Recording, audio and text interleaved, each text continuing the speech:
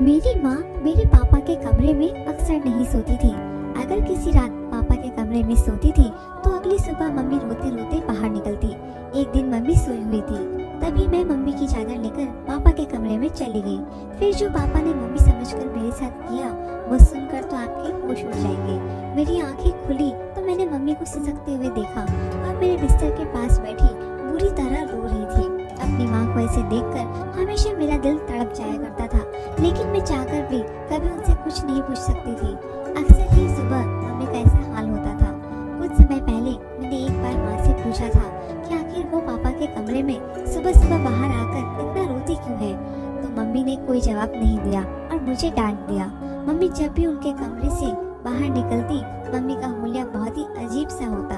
उनके बिखरे हुए बाल और पुराने कपड़े एक अजीब सी मजबूरी सुना रहे होते। ये सिलसिला कुछ साल पहले से ही शुरू हुआ था और जैसे जैसे मुझे होश आ रहा था मेरे लिए सब कुछ अचंभित होता जा रहा था। मेरे अंदर एक जुनून से पैदा हो गया था कि मेरा बाप आखिर मेरी माँ के साथ रात भर क्या करता है। इस सवाल ने मुझे बेचैन कर दिया था। मैं 15 साल की हो चुकी थी और अब बहुत सी बातें अच्छी तरह समझने लगी थी। मम्मी का रोदा चेहरा देखकर मुझे किसी मजबूरी की चेतावनी लगती थी, लेकिन हैरत की बात यह थी कि जब मम्मी कमरे से निकलती तो वह रो रही होती और जब पापा कमरे से निकलते तो उनके चेहरे पर एक दिलकश मुस्कुराहट होती थी।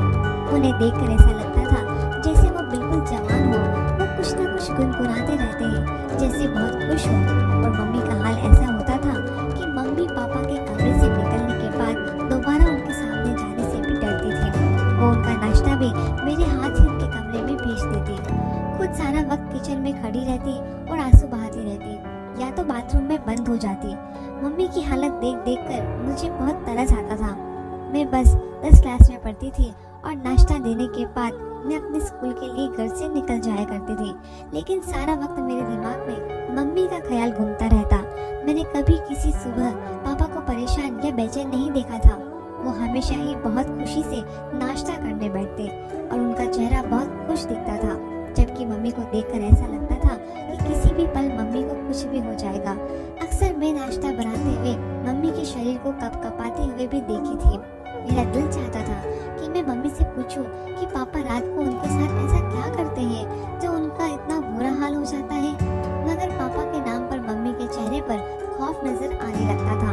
मम्मी हर रात पापा के कमरे में सोने के लिए नहीं जाती थी, बल्कि वह मेरे साथ ही सोती थी। कभी कभी उन्हें जबरदस्ती पापा अपने साथ कमरे में ले जाते थे और मम्मी मना करने की कोशिश करती थी, लेकिन पापा उनकी एक ना सुनते। पापा की आवाजों में मोहब्बत की ऐसी चाशनी खुली होती थी कि देखने वाला हैरान रह जाए, लेकिन मैं अच्छी तरह जानती थी पापा मम्मी को कमरे में ले जाकर यकीनन उनके साथ कुछ गलत करते हैं। किसी भी औलाद के लिए अपनी माँ का रोता तड़पना देखना बहुत ही मुश्किल काम है और मेरा भी ऐसा ही हाल था। ना मैं पढ़ाई पर ध्यान दे पा रही थी और ना ही घर में मेरा दिल लगता था। मेरा दिल चाहता था कि मैं किसी भी तरह अपनी माँ को पापा के कमरे में ना जाने दूं, लेकिन मैं किसी तरह पापा को मना नहीं कर सकती थी।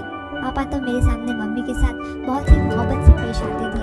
घर के माहौल ने मुझे इस कदर परेशान किया था कि मैं 6 माही इम्तिहान में बुरी तरह फेल हो गई। मैंने मम्मी पापा को रिजल्ट नहीं बताया, लेकिन मेरे दोस्त हैरान थे क्योंकि मैं पढ़ाई में बहुत अच्छी थी। वो बार बार मुझसे पूछने लगी कि मेरा ध्यान कहाँ रहता है। मैंने उनसे मम्मी और पापा के बारे में बता दिया। तुम्हारे पापा अंग्रेजी फिल्में तो नहीं देखते? सलोनी ने अचानक से सवाल किया। मैं हक्की बक्की सी देखने लगी। फिल्म का भला क्या मकसद था? वह अलग निगाह से मुझे देख रही थी और मैं ना समझ पाई।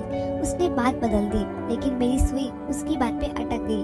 आखिर सलोनी ने यह सवाल क्यों पूछा था? मैं घर वापस आई तो मम्मी के चचेरे भाई आर्यन अंकल बैठे हुए थे। वो दोपहर को हमारे घर आते थे। मम्मी की बचपन से ही उनसे बहुत दोस्ती थी। मम्मी बताती थी कि वो दोनों बचपन में एक साथ रहते थे। फिर आर्यन अंकल दुबई चले गए और मम्मी की शादी पापा से हो गई। मम्मी की शादी को 17 साल हो चुके थे और मैं उनकी इकलौती बेटी थी। कुछ साल पहले शायद सब कुछ ठीक था या फिर मैं ही छोटी और नासमझ थी, लेकिन कुछ साल से मुझे अच्छी तरह मम्मी की हालत समझ आने लगी थी। मैं जान गई थी कि मेरा बाप अच्छा आदमी नहीं है, वह मेरी माँ की तकलीफ की वजह है और इसी बात ने मेरे दिल में अपने बाप के लिए दुश्मनी पैदा कर दी थी। आर्यन अंकल से हमारी मम्मी की बहुत अच्छी दोस्ती थी। वो साल भर पहले ही इंडिया वापस आए थे और मम्मी से मिलने के लिए अक्सर अक्सर आते थे, लेकिन मम्मी को उनका आना अच्छा नहीं लगता था। आर्यन अंकल के जाने के बाद मम्मी अक्सर मुझे कहती है कि अगर तुम्हारे पापा को पता चला कि आर्यन मिलने आता है तो बहुत बुरा होगा। मैंने माँ को दिलासा दिया कि पापा को कैसे पता चलेगा, पापा सुबह काम पर जाते हैं, रात को ही घर आते हैं। मुझे तो आर्यन अंकल बहुत अच्छे लगते हैं, तो हमेशा आते हैं और मम्मी का मूड अच्छा करके जाते हैं। मेरे लिए तो बहुत से सामान लेकर आते हैं। पापा की आमदनी इतनी कम थी कि गुजर बसर भी मुश्किल से होता था। मम्मी न जाने कैसे पापा जैसे जालिम इंसान के साथ जिंदगी गुजार रही थी। रात में मैंने अपना और मम्मी का बिस्तर लगाया और मम्मी के साथ आंखें बंद करके लेट गई। थोड़ी देर में पापा मेरे कमरे में आए। मम्मी मेरे साथ ही सोने के लिए लेटी हुई थी। पापा ने उन्हें साथ चलने को कहा तो मम्मी ने दबी दबी आवाजों में इनकार किया। मैंने आंख नहीं खोली थी। मैं सुनना चाहती थी कि पापा मम्मी से क्या कहते हैं। चल ना कृतिका, मैं तुझे बिल्कुल तंग नहीं करूँगा, वादा। पापा की आवाज़ मेरे कानों में पड़ी, जिसमें मोहब्बत की मिठास थी। मुझे नहीं जाना तुम्हारे साथ, तुम हमेशा ऐसे ही कहते हो। मम्मी ने एक बार फिर इनकार किया। तुम्हें सोचना चाहिए, अब हमारी बेटी जवान है, वो सोच सवाल करती है। तुम्हें इस बात से कोई फर्क नहीं पड़ता। मम्मी ने धीमी लहजे में पापा को जवाब दिया। पापा ने जबरदस्ती मम्मी को हाथ पकड़कर उठाया और अपने साथ लेके चले गए। मुझे अजीब सी घबराहट होने लगी थी। पापा मम्मी के साथ न जाने क्या करते थे और सलोनी की अंग्रेजी फिल्म वाली बात भी मेरे दिमाग में अटक गई थी। 2 घंटे गुजर गए थे, लेकिन मम्मी वापस नहीं आई। मैं पानी पीने के लिए कमरे से निकलकर बावर्ची खाने में गई। मम्मी थोड़ी ही देर में मेरे पीछे चली आई। मैंने एक गहरी निगाह मम्मी पर डाली, जिनके बाल बिखरे हुए थे। जिस बात ने मुझे चौंकाया वह मम्मी की कमीज का फटा हुआ आस्तीन था। मम्मी को मेरी नजरों का एहसास हो गया था। वो जल्दी से दुपट्टे को अच्छी तरह लपेट लिया। मेरे सामने ही मम्मी ने सुबह से ही जोड़ा पहना था, लेकिन फिर अचानक ही मम्मी का आस्तीन कैसे फट गया। मम्मी मुझसे पूछ रही थी कि मैं इतनी रात को क्यों जाग रही हूँ। मैंने झूठा बहाना बनाया कि मैं अभी उठकर पानी पीने आई थी। मम्मी मेरे साथ वापस मेरे कमरे में आ गई। मैंने सोने के लिए आंखें बंद कर ली, लेकिन मुझे मम्मी की सिसकियों की आवाज़ सुनाई दे रही थी। मेरा दिल चाह रहा था कि मैं उठकर अपनी मम्मी की तसल्ली दूं और दिल में आए सारे सवाल के जवाब ले आऊं, लेकिन मैं अपनी जगह खामोश पड़ी रही। पापा सुबह सुबह ऐसे तैयार होकर कमरे से निकले थे जैसे कोई जवान लड़का हो। पापा की आमदनी कम थी, लेकिन पापा हमेशा खुश रहते, मुस्कुराते रहते। काम पे हमेशा ऐसे तैयार होकर जाते जैसे सेठ आदमी हो। मैंने उल्टा निगाह अपने पाप पे डाली, जिससे मुझे आज भी नफरत महसूस हो रही थी। पापा के आगे नाश्ता रखकर मैं स्कूल चली गई। सारा दिन स्कूल में भी मेरा दिमाग मम्मी के फटे हुए आस्तीन की तरफ था। स्कूल से वापसी पर मुझे आर्यन अंकल मिल गए। मुझे देखते ही उन्होंने मुझे अपनी गाड़ी में बिठा लिया। मैं बिना सोचे समझे उनकी गाड़ी में बैठ गई। आर्यन अंकल ने गौर से मेरी तरफ देखा और कहने लगे कि मुझे बताओ, तुम्हें क्या परेशानी है, तुम इतनी खोई सी क्यों रहती हो। मैं इस कदर जज्बाती हो चुकी थी कि मैंने आर्यन अंकल को सारी बात कह दी। मेरी बात सुनकर आर्यन अंकल कहने लगे कि तुम्हें अंदाजा है कि मेरा बाप अच्छा आदमी नहीं है, तुम अपनी माँ को अपने बाप से आज़ादी क्यों नहीं दिलवा देते। तब तक तुम दोनों उनकी जुल्म की चक्की में पीसते रहोगे। आर्यन अंकल ने बहुत ही फिक्रमंदी से मुझे एडवाइस दी, जिसे सुनकर मेरी होश उड़ गए। मैं पापा को छोड़ने के बारे में सोच भी नहीं सकती थी। पापा ने मेरे साथ कभी ऊंची आवाज़ में बात तक नहीं की थी। फिर मैं पापा को जालिम कैसे कहती। मैं तो ये भी नहीं जानती थी कि बंद दरवाजे के पीछे मम्मी और पापा के दरमियान क्या होता है। आर्यन अंकल की बात सुनकर मैं सोच के समंदर में डूब गई। बहुत सोचने के बावजूद मुझे पापा की कोई ऐसी बात याद नहीं आई जिससे मैं उन्हें जालिम करार देती, लेकिन मम्मी की तड़प और आंसू पापा को जालिम साबित करते थे। आर्यन अंकल मुझे स्कूल से लेकर घर चले आए और खुद भी अंदर आ गए। मम्मी हम दोनों को देखकर खुश हो गई थी। हमारे लिए फौरन खाना लगा दिया। मैं बहुत ज़्यादा थक गई थी, इसलिए सोने के लिए अपने कमरे में आ गई और आर्यन अंकल मम्मी के पास बैठे रहे। मुझे नींद नहीं लग रही थी। मैं सारा वक्त आर्यन अंकल की बात को सोचती रही। मम्मी को पापा के कमरे में गए 3 दिन गुजर चुके थे और पिछले 3 दिन से मम्मी मेरे साथ मेरे कमरे में सो रही थी। मम्मी जब मेरे पास रहती थी बिल्कुल अच्छी और बेफिक्र रहती थी। पापा का रवैया तो हमेशा एक जैसा रहता। जिस दिन वो मम्मी को अपने कमरे में ले जाते उस दिन वो रोजाना से ज्यादा खुश महसूस होते थे। चौथे दिन पापा मम्मी को फिर अपने कमरे में ले गए थे और मैं सारी रात बेचैनी से करवटें बदल रही थी। मम्मी जब सुबह पापा के कमरे से निकली तो उन्हें ठीक तरह से चलना भी नहीं आ रहा था और वह एक पैर जमीन पर घसीट कर बड़ी मुश्किल से चल रही थी। मैंने मम्मी से पूछा कि मम्मी तुम्हारे पाँव में क्या हुआ है, तो कहने लगी छोटी छोटी बातों पर ध्यान मेहनत दिया करो और दिल लगाकर पढ़ाई करो। अगर तुम्हारा 10वीं का रिजल्ट अच्छा नहीं आया तो तुम्हारे पापा उसका जिम्मेदार भी मुझे ही समझेंगे। मम्मी की आंखों से टिप टिप आंसू गिरने लगे और पापा के लिए नाश्ता बनाने चली गई। उसके बाद दोबारा किचन से बाहर ना आई। मैं मम्मी को नाश्ता देने के बाद पापा के पास गई। उन्हें नाश्ता दिया तो पापा मुझसे मेरी पढ़ाई के बारे में पूछने लगे। पापा के लहजे में इतना शहद था कि मैं पापा की इस दोगली तबीयत पर हैरान रह गई थी। पापा किसी तरह के सख्त जालिम नजर नहीं आते थे, बल्कि मम्मी की हालत चीख चीख कर पापा के जुल्म की दास्तान सुनाती थी। मैं पापा को नाश्ता देने गई तो पापा मुझसे मेरी पढ़ाई के बारे में पूछने लगे। मैंने पापा से कहा कि मुझे मम्मी के बगैर नींद नहीं आती और वो मम्मी को रात को अपने कमरे में ना बुलाया करे। मेरी बात सुनकर पापा मुस्कुराने लगे, कहने लगे कि मैं तो कभी कभी तुम्हारी माँ को अपने पास बुलाता हूँ। मेरा भी तुम्हारी माँ पे हक है और मैं उससे बहुत मोहब्बत करता हूँ। पापा की बात सुनकर मेरा खून खौल उठा था, क्योंकि उनकी मोहब्बत की नजरें में आए दिन में देखा करती थी। लेकिन पापा से कुछ बोलने के बारे में मैं सोच भी नहीं सकती थी, इसलिए खामोशी से स्कूल के लिए चली गई। स्कूल में टीचर पढ़ाते हुए हमें समझा रही थी कि कभी भी पूरा सच जाने बगैर कोई फैसला नहीं करना चाहिए। आधा सच हमेशा बहुत खतरनाक होता है और इंसान को बर्बाद करके रख देता है। टीचर की बात ने मेरे दिमाग की एक और खिड़की खोल दी थी। मैंने सोच लिया था कि पापा का पूरा सच जान के रहूंगी और फिर अपनी माँ को पापा से आज़ादी दिलवा दूंगी। आर्यन अंकल ने मुझसे वादा किया था कि वह हर वक्त मेरी मदद करने को तैयार रहेंगे। मेरी माँ बिल्कुल मेरे जैसी थी। मैं उम्र में 15 साल की थी, लेकिन नाम नक्श से बिल्कुल अपनी माँ की तरह दिखती थी। अगली रात मैंने खुद ही अपनी माँ को नींद की दवा देकर सुला दिया और खुद अपनी माँ की चादर ओढ़कर पापा के कमरे में चली गई। पापा के कमरे में एक छोटा सा बल्ब जल रहा था। पापा अंधेरे की वजह से मुझे मम्मी समझ बैठे थे। मेरी खुशनसीबी थी कि कृतिका आज खुद चलकर मेरे कमरे में आई है। पापा बहुत ही खुशी से कहते मेरे करीब आए, मेरे कंधों से पकड़कर अपने बराबर में बैठा लिया।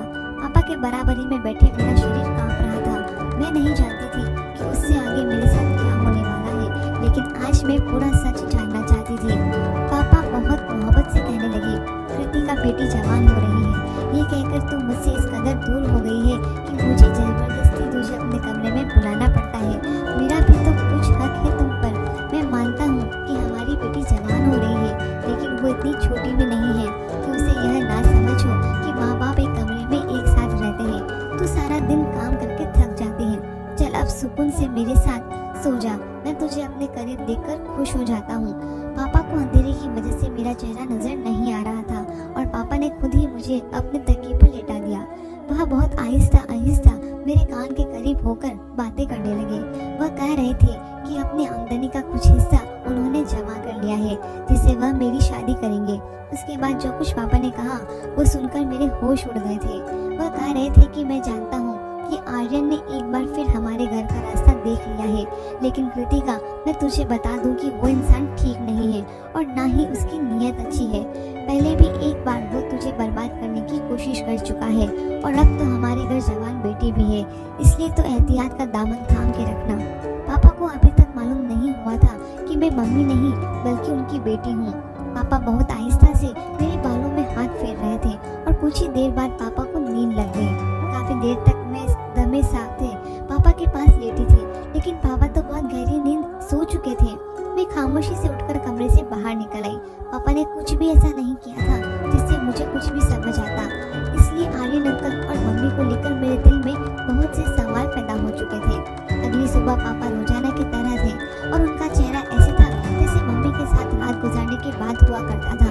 मैं खामोशी से पापा का जायजा ले रही थी, लेकिन मुझे पापा के रवैये में कोई बदलाव नजर नहीं आया था। स्कूल से वापसी लौटी तो घर के बाहर ही आर्यन अंकल की गाड़ी खड़ी हुई थी। मैं हमेशा दूर से सलाम करके घर में आती थी, लेकिन आज मैं चोरों की तरह दबे पांव घर में घुस गई। मम्मी और आर्यन अंकल मेरे कमरे में एक साथ बैठे बातें कर रहे थे। उन्हें मेरी मौजूदगी का एहसास नहीं था। जो कुछ मैंने अपने कानों से सुना वह सुनकर मेरे होश उड़ गए। मैं सोच भी नहीं सकती थी कि वो सच जिसे जानने के लिए मैं बेताब थी वो इस कदर भयानक है। मम्मी आर्यन अंकल से कह रही थी कि मैंने अपनी गुड़िया के दिल में उसके बाप के खिलाफ पूरी तरह नफरत का बीज बोया है और अब वो दिन दूर नहीं है जब मेरी बेटी अपने बाप के खिलाफ खड़ी हो जाएगी।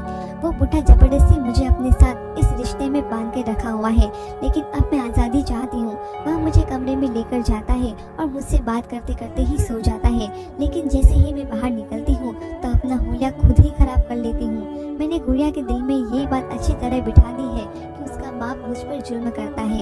एक दिन तो मैंने खुद ही अपनी कमीज का आस्तीन तक फाड़ डाला। मैं चाहती हूँ कि जब मैं उस बुढ़े से आज़ादी की बात करूँ तो मेरी बेटी मेरी ढाल बन जाए और मुझे अपनी गुड़िया को छोड़कर उसके घर से ना निकलना पड़े। गुड़िया तो दुनिया को मेरी बेगुनाही और अपने बाप के जुर्म की दास्तां सुना देगी और मैं गुड़िया को लेकर तुम्हारी जिंदगी में शामिल हो जाऊंगी। आर्यन अंकल हंसते हुए कहने लगे कि हाँ, मैंने गुड़िया से भी कह दिया है कि उसे जब भी मेरी मदद की जरूरत होगी मैं चला आऊंगा। मम्मी आर्यन अंकल से कहने लगी कि पहले की तरह तुम मेरे साथ बेवफाई ना करना। एक बार पहले भी तुम मुझे बीच रास्ते में छोड़कर चले गए थे। उस वक्त मेरे पति ने मुझे माफ करके अपनाया था। आर्यन अंकल मेरी माँ के हाथ पकड़कर कहने लगे कि मैंने बहुत मजबूरी में तुम्हारा हाथ छोड़ा था, क्योंकि मेरे घर वाले इस बात के बिल्कुल खिलाफ थे कि मैं एक शादीशुदा औरत से रिश्ता करूं। लेकिन अब मुझे रोकने वाला कोई नहीं है। मैं पूरे दिल से तुम्हें और तुम्हारी बेटी को अपनाऊंगा। बस गुड़िया को किसी भी तरह यह सच पता ना चले कि उसका बाप जालिम नहीं बल्कि हम उसे जालिम साबित करना चाहते हैं। गुड़िया ही है जो हम दोनों को एक करवा सकती है। मम्मी और आर्यन अंकल को यकीन दिला दिया था कि सब कुछ वैसा ही होगा जैसे उन दोनों ने सोच के रखा है। वो दोनों हंसते हंसते थक चुके थे और मेरे कदमों तले जमीन निकल गई थी। मेरी माँ सिर्फ मुझे ही नहीं बल्कि मेरे बाप को भी पूरी तरह धोखा दे रही थी और वह मेरे बाप के घर में बैठकर एक दूसरे आदमी के साथ मिलती थी और नए रिश्ते की बातें कर रही थी। मुझे पापा की बात याद आ गई कि आर्यन ने पहले भी हमारा घर उजाड़ने की कोशिश की थी। मैं बहुत कुछ जान चुकी थी, इसलिए कमरे के अंदर दाखिल हो गई। मुझे देखकर मम्मी और आर्यन अंकल चौंक उठे, लेकिन थोड़ी देर में उन्होंने अपने पे काबू पा लिया। आर्यन अंकल ने मेरी तरफ चॉकलेट बढ़ाई। मैंने चॉकलेट पकड़ने के बजाय मम्मी की शक्ल देखी और सख्त लहजे में मम्मी से पूछा कि आपको मुझे बताना पड़ेगा कि आखिर आपको पापा से क्या मसला है। मम्मी जान चुकी थी कि उनके झूठ की पोल खुल चुकी है, इसलिए बिना झिझके मम्मी ने मुझे सारा सच बता दिया। मम्मी शादी से पहले अंकल से मोहब्बत करती थी, लेकिन आर्यन अंकल ने उनसे शादी करने के बजाय दुबई जाकर नौकरी करने लगे और मम्मी की मोहब्बत को छोड़कर अपना कैरियर चुन लिया। बचपन की मोहब्बत में अपना रंग कच्चा ना होने दिया और मम्मी के दिल में आर्यन अंकल की मोहब्बत का रंग बसा रहा। मम्मी के घर वालों ने मम्मी के लिए पापा को पसंद कर लिया। मम्मी जवान और खूबसूरत थी, जबकि पापा उम्र में 10 साल बड़े थे और पापा सांवली शक्ल सूरत के मालिक थे, जबकि आर्यन अंकल हैंडसम थे। मम्मी के लिए पापा का रिश्ता घर वालों की मर्जी से थी और मम्मी ने अपने घर वालों की जबरदस्ती पर पापा से शादी तो कर ली, लेकिन वो कभी पापा के दिल में अपना न पाई। जबरदस्ती का ये रिश्ता मम्मी के लिए किसी बोझ की तरह था, लेकिन मम्मी इस रिश्ते को किसी तरह चला रही थी कि तभी शादी के 1 साल के बाद ही मैं माँ की गोद में आ गई थी। मम्मी की शादी के 8 साल बाद आर्यन अंकल दुबई से कुछ दिन के लिए वापस आए तो उनके दिल में मम्मी को देखकर एक बार फिर से जज्बात जाग उठे। मम्मी भी बचपन की मोहब्बत और अपने जज्बात के हाथों मजबूर होकर आर्यन अंकल से चुपके चुपके मुलाकात करने लगी।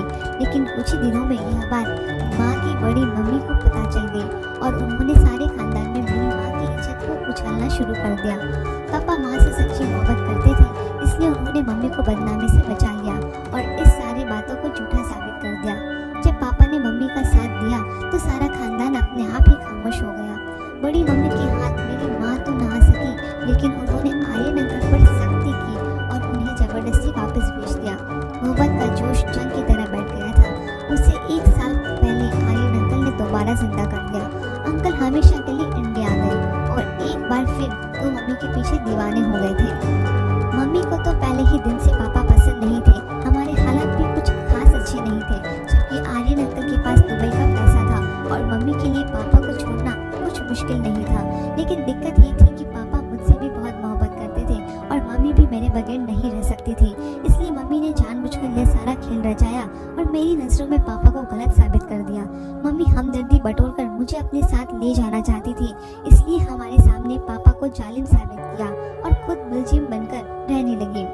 इतने साल से मैं यही सोच रही थी कि पापा तो कभी ऊंची आवाज में हमसे बात तक नहीं किए, फिर वो बंद कमरे में माँ पे जुल्म कैसे कर सकते हैं। मैंने माँ से साफ साफ कह दिया कि अगर आपको उनके घर जाना है तो आप जा सकते हैं, लेकिन मैं अपने भोले भाले और वफादार बाप को नहीं छोड़ सकती। आर्यन अंकल जो पहले ही मम्मी को 2 बार छोड़ चुके हैं, मम्मी उनसे न जाने कैसे तीसरी बार उम्मीद लगाकर बैठी थी। मुझे आर्यन अंकल की आंखों में आज पहली बार अपने लिए सिर्फ और सिर्फ ख्वाहिश दिखाई दी थी और मैं जान गई थी कि उस ख्वाहिश को पूरी करने के बाद मम्मी उनके किसी काम की नहीं रहेगी। मम्मी ने मुझे आगे के सुहाने सपने दिखाकर इस बात के लिए मजबूर किया कि मैं उनके साथ चल पड़ूं और पापा को छोड़ दूं। लेकिन मेरे लिए पापा को छोड़ना इतना आसान नहीं था और मेरे लिए मेरे पापा ही सब कुछ थे। अगर मेरे सामने सारा सच न आता तो शायद मैं कुछ गलत फैसला कर बैठती, लेकिन भगवान का शुक्र है कि मैंने अपनी आंखों में सब कुछ देख लिया था और कानों से सुना था। लेकिन मम्मी अंकल के साथ जाने के लिए राजी थी। लेकिन जब आर्यन अंकल ने देखा कि मैं किसी तरह उनके काबू नहीं आऊंगी और ना ही मम्मी के साथ चलूंगी, तो एक बार फिर मम्मी से अपनी राह जुदा करके मम्मी को छोड़ गए थे।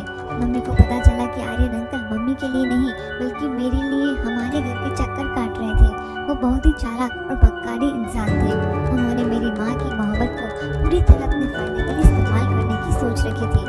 मम्मी को जब एहसास हुआ कि जज्बात की धारे में बहकर वो कितना बड़ा नुकसान करने जा रही थी, अगर मम्मी और मैं उनके साथ चले जाते तो वो मेरी इज्जत को एक बार फिर वैसे ही पामाल करते जैसे बड़ी मम्मी ने मम्मी की इज्जत की धज्जियां बिखरने की कोशिश की थी। न जाने कौन सा अच्छा काम हम दोनों माँ बेटी के काम आ गया था कि हम आर्यन अंकल के चुंगल से निकल गए थे। रात को पापा घर लौटे तो मम्मी ने खुद ही पापा के लिए खाना मंगवाया और अपना बिस्तर भी पापा के कमरे में लगा दिया।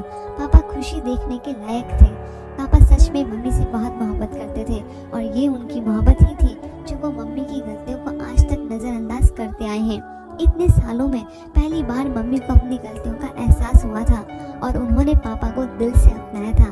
अगली सुबह पापा और मम्मी हंसते मुस्कुराते कमरे से बाहर निकले थे और मेरे दिल को एक ठंडक का एहसास हुआ था। कभी कभी हम प्यार के नाम पर ऐसा धोखा खाते हैं कि किसी को मुंह दिखाने के लायक नहीं रहते।